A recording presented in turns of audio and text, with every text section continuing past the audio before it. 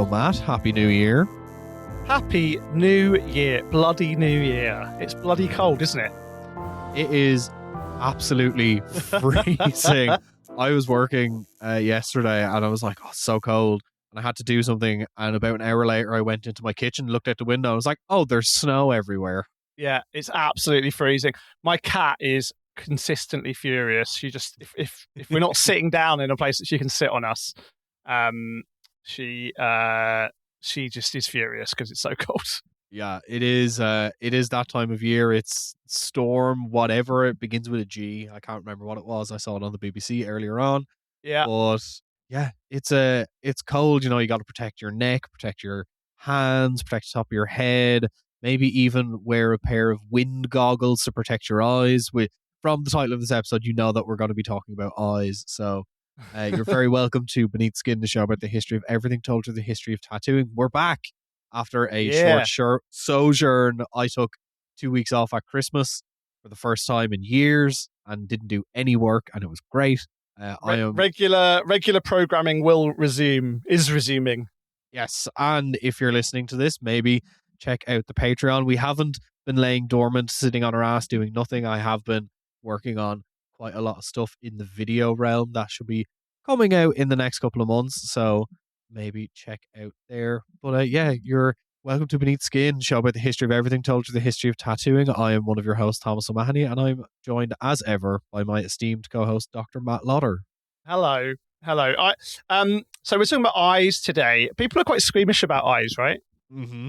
Yeah, I mean, I remember when I was young and I first got contact lenses, I would like freak out trying to put them in, and like people are weird. I mean, like it's probably one of the few parts of the body that's exposed all the time that is like soft and squishy and like is very dangerous to stick your finger in. Yeah, I mean there are a few of those. I always enjoy showing students, art history students, Dali's Un Chien Andalou, right? The Andalusian dog film with Louis Buñuel, which has that famous scene of the eyeball being sliced with a razor blade. Birth of surrealist cinema.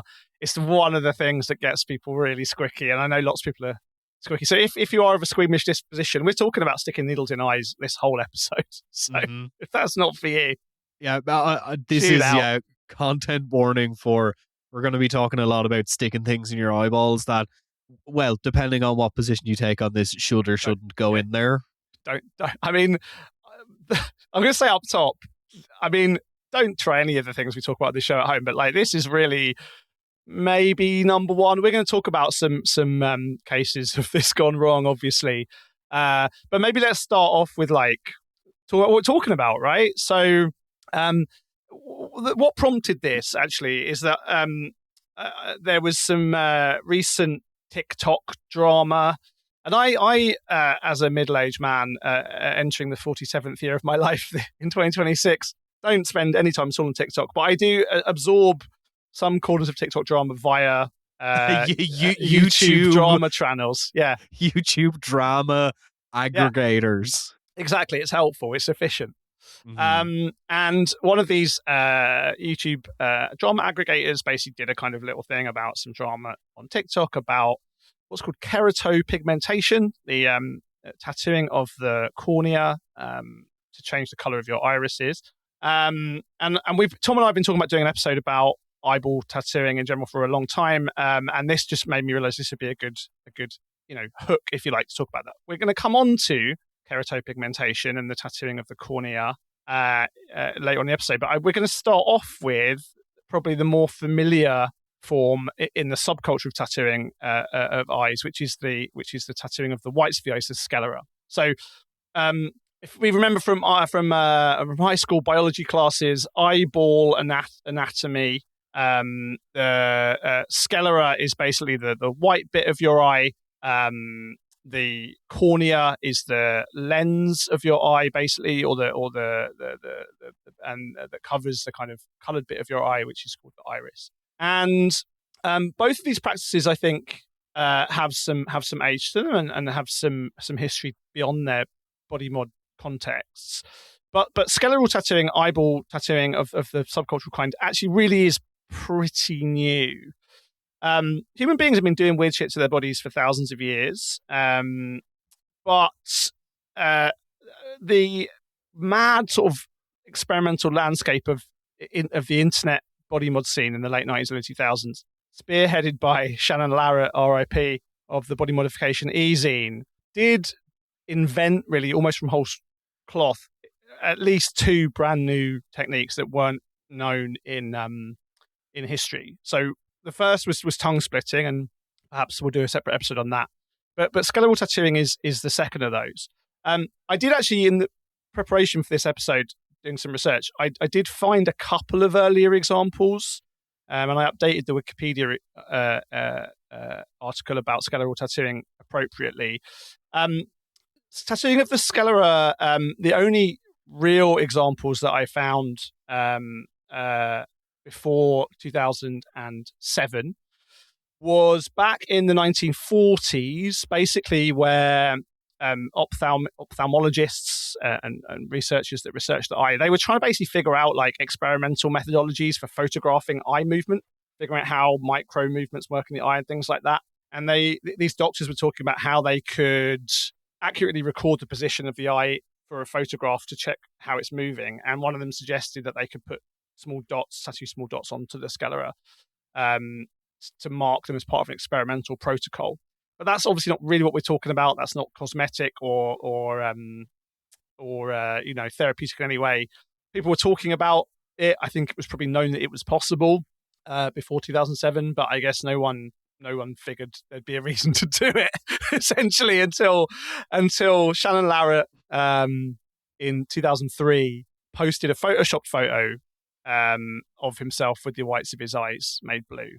Now, I think we've talked about Shannon on the show a few times, particularly on our episode with Sean Porter. Shannon was a Canadian man who basically started the first site for body modification on the internet, bmezine.freeq.com initially, in 1994.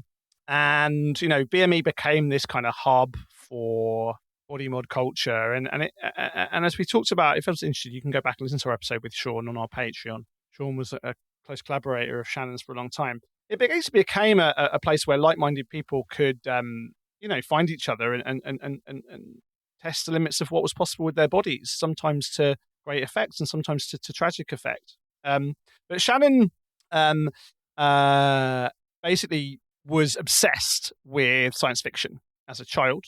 He talks actually quite movingly about how his idea of beauty and his idea of like what it means to look like, what it means to look beautiful came essentially from watching Star Trek and Dune when he was a kid, right?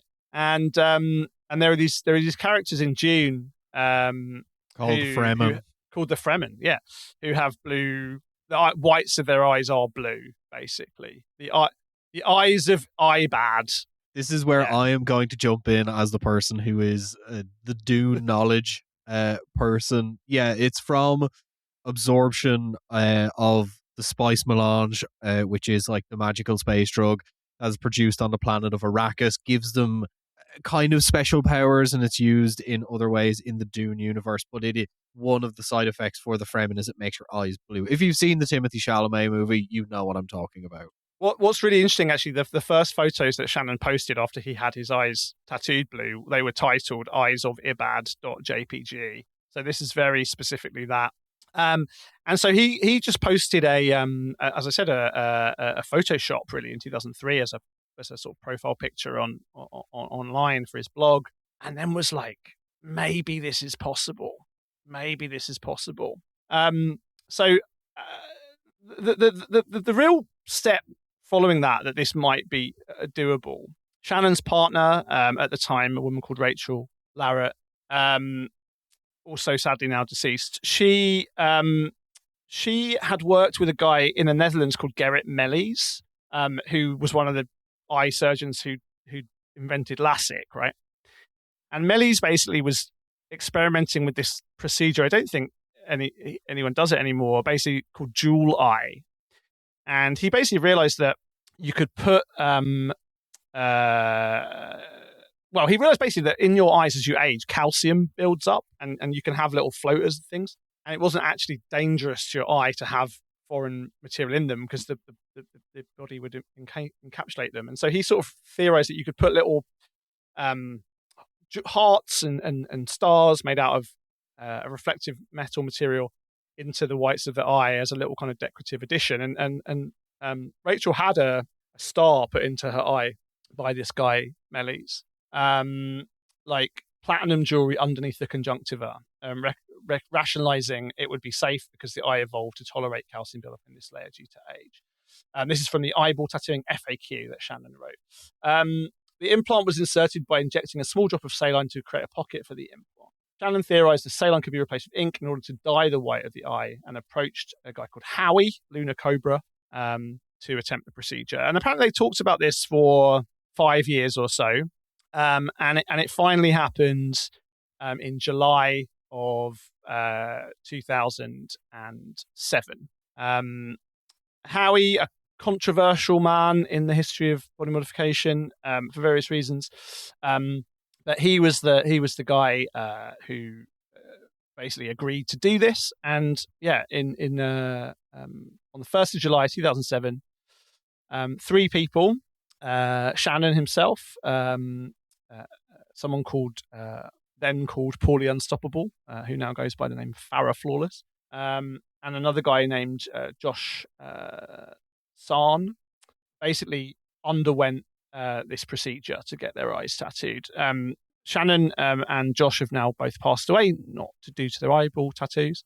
So Farrah, Paulie, has had their eyeballs tattooed for about 20 years now. So in fact, like Farrah, Paulie was the first to have this done. Do you know how the technique is, Tom? Do you know how people do this? Because it's not straightforwardly like tattooing in the modern sense. As far as I know, it's much more closer to a syringe than like a tattoo needle, in that it's almost more so the ink is injected under the outside layer of the sclera, and then it's like spreads over the white. Is that correct? That is right. So they experimented with different ways to do this. And I'll read you. This is Shannon's blog post about it the day after he did it. So the first procedure was done on Paulie Unstoppable using a traditional hand-poked technique, just straight in with the hand-poked needle. The eye distorted significantly, but it was difficult to get the ink to hold. Probably about 40 strokes in all were done, but so far it seems like limited ink held. Oh, 40 strokes of a needle in your eye. Yeah. Now, we'll come to complications of this later on, but I did find there's quite a lot of academic medical ophthalmology papers about people doing this and ending up in hospital. And there was at least one. This is because, as time in memoriam, people have been getting stuff in their eyes that shouldn't be there. So yeah, it's probably that, like, maybe someone managed to do this by complete accident beforehand. So I found at least one case report, and we'll come to case reports after we talked about the history. There's at least one case report of someone puncturing their eye by going too deep with a needle. So I just cannot stress how much of a bad idea this is. Shannon himself actually ended up in hospital after this, and it turned out okay, but there was complications for him immediately. So Paulie first. Because we had trouble getting the ink under the surface and were able to wash it out of the small needle incisions. So basically, if you can imagine that Paulie had their eyes poked and it didn't, like normal skin, didn't sort of stop the ink coming out again. So it was just kind of coming out. We tried a second procedure on Josh using a 29 gauge needle and a syringe, thinning down the ink very slightly with an antibiotic eye wash. Since the goal was simply to blanket the white of the eye in colour, there wasn't need for fine detail. The first injection was shallow and appeared to dissipate on the surface, but the second injection was at the perfect level and formed a dark bubble of ink just over the sclera. Finally, we did my eye using the injection method as well, although this time with a 28 gauge needle, slightly thicker. Thinner. Which way around do needles go? Anyway, it's extremely difficult to precisely get the needle in the right layer. In my case, the first one appears to be slightly shallow, with the second injection potentially entering the sclera itself. So basically, there's a bubble of ink too deep a layer. Procedures themselves were effectively painless, as there aren't nerve endings in the surface of the eye, and we did additional control with lidocaine drops, which numbed the lids. After pain is finally minor, although we did have bruising and some discomfort. I have what appears to be blistering between the sclera and conjunctiva, which is worrying me a little, but so far I don't have reason to believe this is abnormal. Yeah, absolutely bonkers. So that was July 2007. As I said, immediately afterwards, Shannon was sufficiently worried to go to hospital. He published a week later, on July 14th, 2007, an eyeball tattooing update. I've had a doctor check my eye, and they tell me it's fine. They don't think it looks good or anything, but at least my vision is perfect. I think there's about a 33% chance there's a serious problem about to erupt. The general soreness has definitely gone, but there's sort of throbbing feeling. And then he had an ultrasound a few days after that on the 19th of July. I had a nice time getting my eye ultrasounded today. Anyway, it looks like what happened. I rubbed my eye too hard. I broke a bunch of blood vessels in the tissue above where the muscle injects on the outer edge of my eye, and a hematoma has formed over the muscle. Doctors were nice and gave me a printout of the ultrasound. Yeah. And then in February, a couple of years later, he posted an update saying eyeball king equals me. In much more exciting and ego-satisfying news, I discovered I was the #1 image search for Google Images for the term eyeball. Tom from the future here, and we asked friend of the show, Sean Porter, who worked on BME, to send us his thoughts about this time. So we're going to hear from Sean now in a second. I remember getting a message from Shannon Larratt telling me that a fellow whose name I don't remember, and Farrah Flawless were going to have Howie, Luna Cobra, tattoo their eyeballs. And there was no additional information. So given that this was the first time that it had been done, I just assumed it was going to be done with the tattoo machine. And I remember hurriedly sending Shannon a message back, like, don't do this. This is really, really a bad idea.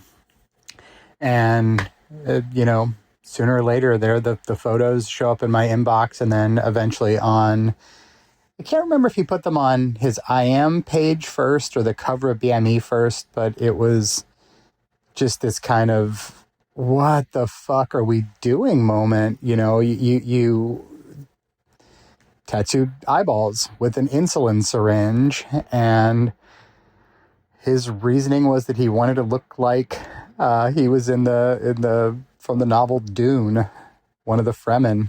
And I just remember thinking it was a bell that couldn't be unrung, like this is, you have these generational things. It's brought up a lot that Ed Hardy had piercing banned from tattoo conventions, and you look at the 90s attempts at the mainstream piercing industry to shut down extreme body modification being done by piercers, and you have these generational gatekeepings that seem harsh. I know that there are still old school piercing folks who are holding 50-year-old grudges against Ed Hardy for the piercing ban, but it's ultimately, I think it's there to protect us from ourselves. And I remember the eyeball tattooing just being one of those things where it's like, well, somebody's gonna get really messed up, and we're gonna have a hard time defending it, and they did.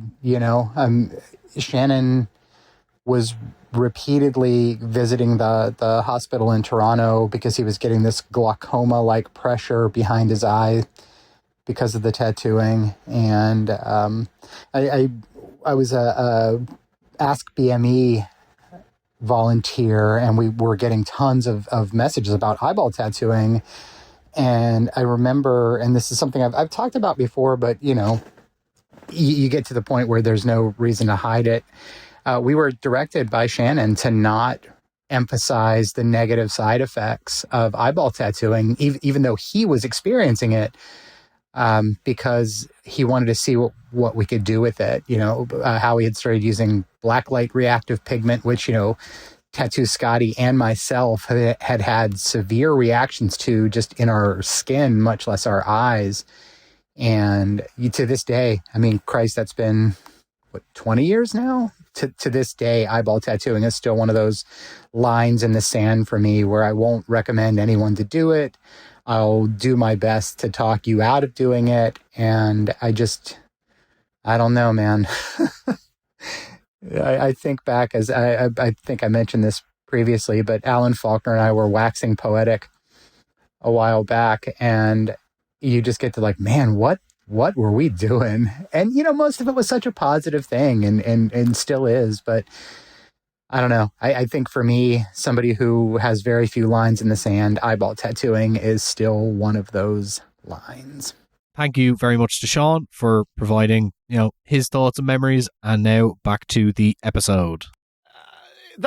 What's fascinating about that, right, is that so Shannon did it, and it became, I think, probably even a bit unlike tongue splitting. It wasn't something that people rushed out to copy, but it did become like something that was kind of out there in the culture. In fact, it also became a kind of plot point in CSI. Okay.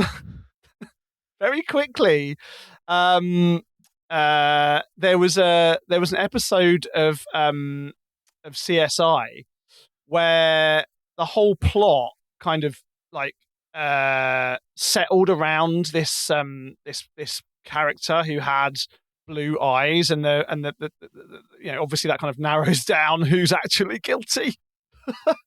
Well, I think maybe we should actually talk about, because like we said at the start, people are very squeamish about their eyes. I think justifiably so. And like tongue splitting and eyeball tattooing are like one of the few ones that like even people that I know who are like really into tattoos feel very squeamish about, or kind of like they're a little bit weird about it. And thinking about it, knowing we were going to do this episode, I had to go to the laundrette earlier on to wash my clothes because I'm having problems with my washing machine. So I had a bit of time to think. And I think with tattooing and like body mod stuff, to a certain extent, there is like trying to find what's the final frontier. And like for a while, like, obviously the first photo of a split tongue appeared and people knew it was possible. And same with the eyeball tattooing. It's like people didn't know it was possible until it was done. And then because like, you can wear a long sleeve shirt and cover tattoos on your arms. You can wear gloves and cover tattoos on your hands. You can wear sunglasses, but you can't really wear sunglasses all the time. So it is that kind of like extremity of like, oh, I'm doing something. And I suppose it's the same with face tattooing. It's like, I'm doing something that is like, you can't really hide. Yeah. I mean, it's funny because the CSI thing, that was December of 2007. So it took like 6 months for it to become this kind of cultural meme. Because you're right, it's extraordinary. I know a couple of people, I think, no more than that, with eyes tattooed. And of course, it's like completely striking and completely strange. And people, I remember Shannon, again, going through his blogs, talking often about people sort of stopping him and being surprised to see it. It is compelling, but it just seems like, the risk reward ratio here is astonishing. There was, I mean, maybe, and of course, like all body mods, even tattoos, just regular tattoos have a risk of things going wrong, obviously, but the skeletal tattooing, the CSI episode, they go to a tattoo shop, right? But of course, like no tattoo shops are going to do this for you. It's not really a tattoo in normal sense. Several US states like explicitly banned the practice as well. Actually, I'm in the UK, it would, I think, almost certainly be illegal. I wouldn't want to roll that dice. There's probably a little bit of a loophole somewhere, but like I think it's probably illegal. It's fair to say it's almost certainly illegal in the UK. Um, and I just think the risk reward ratio to me is probably as high as anything else, right? Given how important eyes are. So let's talk about some of these complications, right? I sent you a couple of papers. Before we move on to that, I just want to talk about the legal status of eyeball go on. tattooing in the UK. Just from a cursory glance, it's saying that it's a legal grey area because it borders between cosmetic procedures and a medical procedure. So the possible prerequisite for the use of anesthetic might require a medically trained professional to administer it. It depends if you're gonna you could, if you want. I think you could maybe make the argument that it was similar to tattooing per se, and therefore legal. But I wouldn't want to. If anyone does get arrested, call me. But please don't do this. It's a bad idea. So this is actually from a question for the Department of Health from 2017 in the House of Lords. Well done. So it was a question proposed by Lord Kennedy of Southwark. I hate that I'm quoting the House of Lords, but asking about the risks of eyeball tattoos and the adequacy of provisions of current legislation.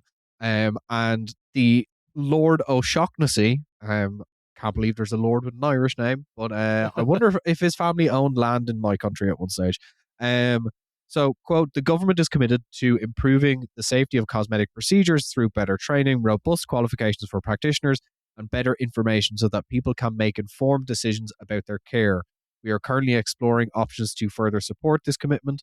Tattooing is not a care quality commission regulated activity. However, providers of acupuncture, tattooing, ear and cosmetic piercing, electrolysis, and skin colouring operate under local authority license and within local bylaws covering cleanliness and sterilisation. Legislation is also in place which makes it legal for anyone under the age to have a tattoo, but there is no distinction in the law at this time regarding eyeball tattoos. So that's 2017. I think that's probably true. I think Brendan McCarthy's case in 2018 may have swung the needle pardon the pun, the other side of that. But again, I wouldn't want to risk it. Okay, what I sent you a couple of these. There are a few famous cases, sort of famous enough at least to be mentioned on Wikipedia. There's a Canadian woman called Kat Gallinger. She had her eyeballs tattooed in 2017, and essentially, I'll read you this from Time magazine. A Canadian woman nearly lost her eye after undergoing a dangerous and increasingly popular procedure. Gallinger's procedure went wrong and left purple ink oozing out of her eye, which became swollen, infected, and painful. She expects to undergo eye surgery to remove the ink, but the vision in the right eye will never go back to normal. There was a woman in New Zealand who injected UV ink into her eyes, which is just a double dose of silly, given that UV inks are also pretty dangerous when you put them in your skin. There was a woman in Belfast called Anya Peterson, who had her eyes tattooed in 2020 and in 2023. And she essentially, again, I'll read this. The skin around her eyes and neck reacted first. Her eyelids and face started to swell. Her doctor immediately had her checked for eye cancer, gave her antibiotics, which had no effect. She noticed her iris appeared sunken into the whites of her eyes. After running some tests, the doctor diagnosed her with sarcoidosis, an autoimmune disease, right? So she essentially had a kind of allergic reaction to tattooing, but in her eyeballs. Her vision's worsened since getting her eyeballs tattooed, and she needs to take steroid drops. She's at risk of cataracts and glaucoma. The research by medical professionals seems to suggest that this builds up pressure in your eye, which increases the risks of of things like glaucoma. Let me read you a couple of these because these are the ones that made me just worry for humanity. So this one's called. This is a paper from the American Journal of Ophthalmology by Roll, Christopher, and Infantides in 2021. It's called Two Cases of Pen Ink Scleral Tattoos. So they point out that, starting in 2007, they found only one example of it performed by a medical professional. But these are the two cases. Case one: a male in his 20s was brought into the. Of course, it's a male in his 20s. A male in his 20s was brought into the emergency room with bilateral eye pain, swelling, and discharge for 2 to 3 weeks. He reported that 3 weeks prior, while incarcerated, he drained a black ink gel pen into an insulin needle and injected the ink underneath the conjunctiva of both eyes. So that was uncorrected visual acuity on initial presentation was 20/20. So he had 20/20 vision. He was fine. Basically, he survived. Then there's case two. A male in his 20s presented to ophthalmology clinic with 1 month of itching and irritation. He denied pain or decrease in vision. The patient reported draining a black ink gel pen into an insulin needle with the help of another inmate. Injected the ink into both conjunctiva approximately 1 month prior. Bad. So that's just pen ink. There was another one that I sent you. This is from 2019, self-tattooing of the eyeball. A 34-year-old Caucasian man presented to our eye casualty with an acute, painful right eye after performing DIY ocular procedure using a 31-gauge hypodermic needle and fibrocolor white baby finger paint purchased online. For fuck's sake. Apparently following instructions that he saw on YouTube. So sometimes you can't learn everything from YouTube. Sometimes. But remember to like and subscribe, guys. Yeah, while you're on the floor and there's like ink squirting out of your eye. Yeah, it will help me fix my washing machine.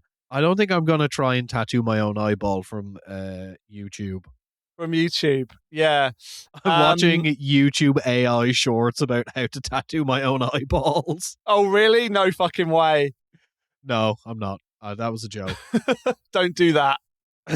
I'm looking at some information as well that's quite interesting because it talks about macrophages, which are the mechanism through which ink is held in the skin for tattoos. The macrophages in your eyeballs operate differently because they are avascular and they don't have the same sort of lymphatic drainage system. So how ink actually interacts with the eyeball on a kind of systemic and kind of molecular level is kind of different than when it's put in your skin. So that's worth bearing in mind before we talk about injecting ink into your iris. Yeah, I'm gonna one of these papers, this is called Complications of Ocular Tattooing, a Canadian case series. They essentially have a list of things that can go wrong. Broad spectrum of complications. Like you've got scarring, allergic reactions, increased light sensitivity. You have all the standard things that can go wrong with tattoos anyway, but happening in your eyes. Someone ended up with an abscess caused by contaminated ink. We've done episodes about uncontaminated tattoo ink before. Like all of these things, as I said, are small risk with tattooing normally anyway, and they're massively increased when you're mucking around with your eye, which, as you said, doesn't anatomically work like skin and doesn't deal with infection or foreign body drainage and removal in the same way as the rest of the body. I just seems like, have you seen, because you're on TikTok more than I am, have you seen any kind of uptick in people getting this done recently, or have the stories kind of put people off? I haven't seen a huge amount of sclera tattooing. Like, I haven't seen a huge amount of people with like the whites of their eyes tattooed. Vast majority of people that I've seen with the whites of their eyes tattoos are tattooed are at conventions that I'm meeting in person. Yeah. Yeah. So people like Maury Decay from Celebrity Skin in Camden, who has the whites of his eyes tattooed a very, very vibrant blue. There was Grace Neutral, of course, with her purple Grace eyes. Neutral, arguably probably one of the most famous sclera tattoos ever, really. Cash Tom, who I met at the Amsterdam convention in September, has the whites of his eyes tattooed black, which is, it was kind of mental. See, I'll post a photo of it on Instagram. I took a handful of photos of him. Yeah, I haven't seen an uptick kind of in this, but bear with me for a second and I will type in sclera tattoo into TikTok and see if it's just reaction videos, then it's not really an uptick. But if there's like people with it, in the same way that like I've seen a huge uptick in tongue splitting, that's definitely becoming more popular. I mean, yeah, there are people who are getting it done. It seems I've seen a video of someone actually, it looks like they got text tattooed on their sclera, which is very strange. Yeah, I mean, that's probably either temporary or not real. Like, I don't know. Yeah. But it seems to be like people who are like heavily body modified or are tattoo artists, etc. It doesn't seem like, normal people, if you want to say it, the mainstream aren't catching on to this. Yeah, good. So, okay, let's just finish this up by just being really clear, right? So, in 2017, a team from the University of Canada reported on a case of a 24-year-old man who underwent an eyeball tattoo procedure and experienced a sudden painful loss of vision while the tattooing was injecting ink into the first eye. The ink had been injected too deep into the vitreous humor in the middle of the eye, and basically the eye had to be removed. The eye had to be removed because the young man was in so much pain. After the eye was removed, the retina and inside of the eye were found to be stained with ink. This is the puncturing that I was talking about a minute ago. Even if the eye had been saved, the patient would have had serious vision problems. And the Health Service of New South Wales in Australia says current risks involve perforation of the eye, which can lead to blindness. The sclera is less than 1 millimeter thick, retinal detachment, infection, autoimmune inflammatory response, which we just talked about, transmission of viruses, bleeding, delayed diagnosis of medical conditions, sensitivity to light, adverse reactions to ink, and staining of surrounding tissues. Eyeball tattooing is prohibited in Australia under the Public Health Act 2010. So this is, I think, a really good example, actually, of what I mean when I say tattooing is a medium, not a phenomenon. Like, this is a way of putting ink in the skin. Yep. Or the body, maybe more specifically. But and of course, it is linked with tattoo subculture, which is why we're talking about it now. But it's not quite the same thing. No matter what CSI would have you believe. So let's move on to what I am actually seeing online as not necessarily an emerging trend. I've been kind of aware of it for maybe the past 2 years, but it's growing in popularity, and that is what essentially amounts to getting your iris tattooed a different color.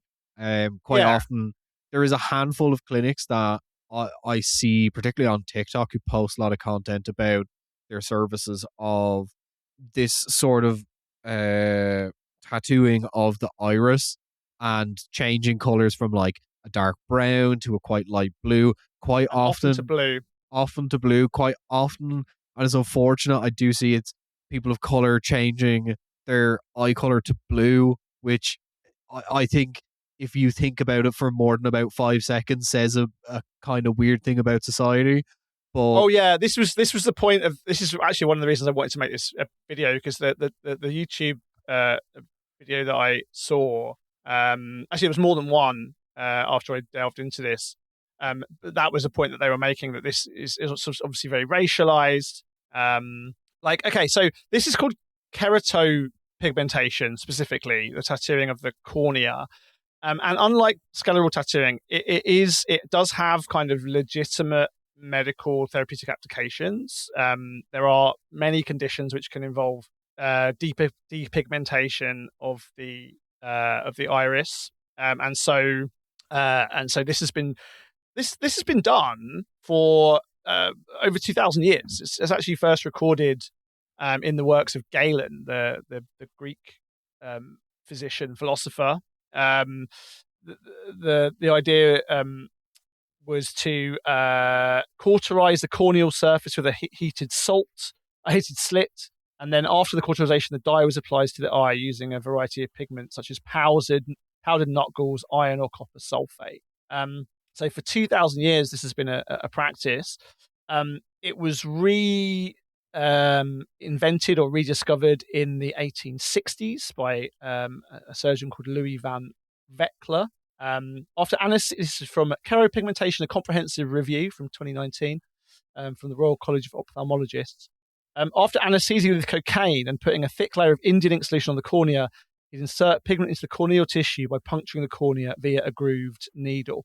So first you fucking inject cocaine in your eye, right? And then some bars, and then I guess it's the kind of what we would call the rubbing method of tattooing. You create the scar, or create the wound, and then put the ink over it and let it go in. This was then used quite a lot through the early 20th century. A guy called Tyson developed a method. This is from a medical textbook from 1911. This just looks like a sort of normal hand poke needle, actually. Tyson's needle employs 5 needle points, the length of each being equal to 1.5 the normal thicknesses of the cornea, thus reducing the liability of penetration into the anterior chamber. Originally, the needle was set on a curve with the radius equal to the radius of the cornea. So you could make sure you were sort of hitting the right spot by making a needle grouping the size of the cornea. After sterilizing and anesthetizing the eye, a stick of Chinese India ink is allowed to stand with one end immersed in boiling sterile water until the submerged portion of the stick becomes softened. A small quantity of the mass is spread over the parts to be tattooed with a spatula. Tattooing needles are repeatedly used and, as much as possible, or as may be desired, forced into the corneal lamellae. This is basically hand poking your cornea. I love getting tattoos and I love having tattoos. I don't think I am, brave enough to do this. My eyes are already extremely light blue. I don't think I could go any lighter. Yeah, and my eyes are fucked as well. I've got grey eyes. There's another guy called Froelich who created a way of faking a pupil for people with who had glaucoma and things where you couldn't see the pupil. Or who had scarred eyes. An area equivalent to position, size, and shape to the opposite pupillary one is excised from superficial layers of the cicatrix by means of a corneal trephinate. So you basically, if you had a scarred eye, you'd cut out a little hole that was the size of the pupil you wanted to mimic. Pigment rubbed into the exposed meshes of the scar, producing a good imitation of a black pupil. The surrounded area is graded to any desired shade and tinting. So fucking whip shading that pupil out. Oh, Jesus. Yeah. So this has been done for hundreds of years in its modern form and thousands of years in its more ancient form. But now, the way that this is done now is with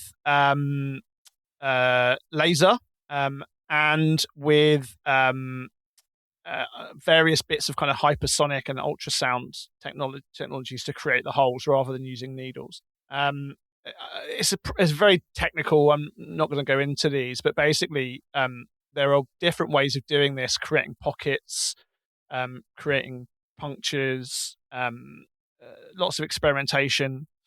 Femtosecond assisted laser, like the thing that we use for tattoo removal, you can use to create the tunnels. All of this essentially, as I said, is a way to change the color of the eye. Generally, although, I said that the reason that I got interested in this is because the TikTok reports seem to be that there are complications. I mean, also, it can often just look weird.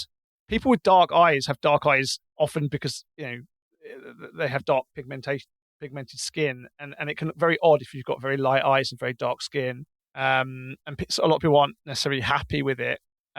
More people are getting this done, there's more complaints about surgeons, pushing it as influencers, and there being complications. But in general, actually, this report, although there are certain complications of the kind sort of we've already talked about, but this review from a few years ago does basically point out that there isn't actually like massive risks if done by people that know what they're doing under medical supervision.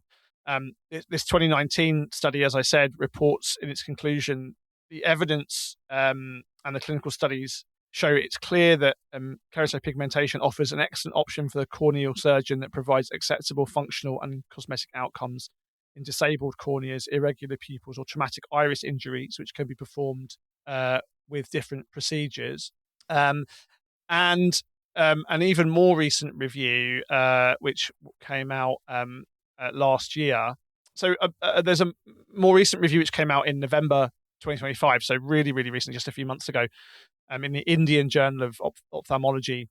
That concludes essentially that, quote, applying keratopigmentation for altering eye color, whether for therapeutic or cosmetic purposes, yields highly satisfactory and acceptable outcomes. The growing adoption of this technique for eye color modification has contributed to the continuous enhancement of surgical methods and pigments used. Patients undergoing this procedure frequently report visual disturbances, including light sensitivity, glare, and halos immediately following the procedure. Nevertheless, the occurrence of significant complications in therapeutic scenarios underscores the necessity for careful candidate selection, with particular attention to pre-existing conditions such as dry eyes and corneal thickness. The current body of research regarding the efficacy and long-term complications in purely cosmetic applications is limited. These surgeons say essentially that people are probably happy with it if it's what they wanted, and basically more study needs to be done. So even this very recent review, which is quite positive about it, is pointing out that we still don't know enough yet about the long-term risks here. The current body of literature, they say, regarding visual outcomes in individuals who've undergone keratopigmentation for cosmetic reasons is markedly limited. So I don't know. I'm still team don't fuck with your eyes, man. I don't know. I kind of think of this in the same way I think of like more kind of out there body modification stuff. Yeah. I think sometimes I kind of go back and forth. It's like, just because you can do something doesn't mean you should. But also, I think, people should be kind of allowed to do of course, what they want with their bodies. But it's about the intention. And I think because, much like tongue splitting, this is like, it's something that's very hard to undo. It requires one very, very rigorous professionalism in terms of like implementations, like that the person who's going to do it is trained, knows what they're doing, and you can trust, because it's like, it's the thing legally with tongue splitting in the UK is that like consent isn't enough to cover you from culpability for causing permanent harm. So it's like, I think it's kind of the same thing. If someone gets their eyeballs tattooed, either the iris or the sclera, I mean, that's kind of up to them. The only thing that I really care about is that the people who are providing these services are well trained and, are careful and considerate to the person that's getting it. I mean, that goes for so much stuff. Yeah, I mean, listeners can go and listen to me talk about these issues for several hours in our Patreon when I talk about various issues to do with consent to harm in these contexts. Because where I come down, it is tricky, is that I think if you want to do this and you are fully cognizant of the risks, you should be able to do it and have someone similarly cognizant do it for you without that person getting into trouble. On the other hand, I also don't think I want to live in a country or a world where people can just walk in off the street and have someone stick needles in their eyes. And I don't know, in fact, it's a ongoing problem how you legally and socially square those non-overlapping circles in a way. Because I think, Shannon Larratt, who did incredibly brave, never reckless, but certainly brave things to his own body. And again, you can go listen to our Patreon episode with Sean Porter where we talk about these issues at some length, and the implications of them. I think, he knew what he was getting himself into when he asked Howie to stick needles in his eyes. Like, he really understood that. But whether or not these 24-year-old models all these inmates in prison who are watching YouTube videos really understand that on some level, I don't know. It's really difficult. As I said, it's a conversation for another day, and it's a conversation we have had in other formats. But yeah, I find it difficult to square that circle, because I think if I know people. I said we know people with tattooed eyeballs who are very happy with them. None of them, in fact, I don't think would recommend other people do it, though. Well, see, this is my thing, is that, like, I think with body modification stuff in general, I think illegality diminishes public demand, but it doesn't completely eliminate it. So there will be people who will still seek this stuff out. And I think it is maybe a much better situation that the people who are going to do this, regardless of whether it's illegal or not, aren't having to resort to go to people who don't really care about them, because the people who are going to do it when it is illegal are going to take the risk in and of going to prison or being fined or whatever for doing it in the first place. So why not, give them proper training, proper regulation, not necessarily like regulate it out of existence, because, I think there is a certain amount of like oversight which is good in these sort of situations, but it's also recognizing that this isn't going away. It's like, tongue splitting is we probably will do an episode soon enough on tongue splitting. It seems like it's, on the tip of our tongue this episode. But it's like, people are going to get it done whether the government likes it or not. So would it not be in their interest that it is being done by practitioners who have the professional sense and standing to turn away people that are like, yeah, maybe think about this in the same way, tattoo artists will turn away people who want to get tattoos on their hands as their like second tattoo, because professionally for them it's like, I don't want to be the guy who's known, or guy or girl or whatever way you identify, who's going to be, oh yeah, that's the person to go to who will tattoo your hands regardless of how many tattoos you have. Yeah, I mean, also on that point, right? Like, and I don't know enough anything about ocular anatomy to say that, why is it that corneal tattooing seems to be perfectly possible? It comes with complications, but seems to basically be pretty doable if people know what they're doing. Why that works and why skeletal tattooing doesn't? As I read, there seems to only ever been one documented carried out medical case, like proper case, where someone had a depigmented sclera and but like I don't know if these people doing keratopigmentation on the irises could safely tattoo the sclera, if there's something anatomically that makes it inherently more dangerous than impossible. I don't know the answer to that question. But if the answer to that question, which seems to be suggested by the fact that there's been at least one case of a medical professional doing it, if it is possible, should you be able to go to a licensed ocular surgeon and have this procedure done cosmetically? If it's safe, I don't see why you shouldn't. But again, I doubt that there's any of even these clinics that are offering this in the United States and elsewhere. Keratopigmentation of the cornea, like whether they would be insured or willing to do a more non-normative practice. I suspect probably not. And I think maybe this is a good point to end the episode on. And we opened up talking about, like, warning people that we're going to be talking about sticking needles in your eyes, because some people feel quite squeamish about that. But I think it's very difficult to have conversations about, more so about body modification and tattooing, because I think everyone individually will have their own, I think, personal biases for or against, or personal thoughts about it. And it's very hard to account for how everyone feels about it when, and like, this because your law degree that you're doing at the moment, it's very hard to account for kind of public opinion when thinking about implementing law. and like whether something should be illegal or not. And like just because it is medically feasible to tattoo someone's, iris, should it be legal? Should it be illegal? Should it be regulated? These are all questions that when you try and engage with them as an individual are very hard to kind of come to a very common ground answer with. So maybe it's something that if you're listening to this to think about, like, how do you feel about it? Let me finish it off by basically asking you a question, right? Because I found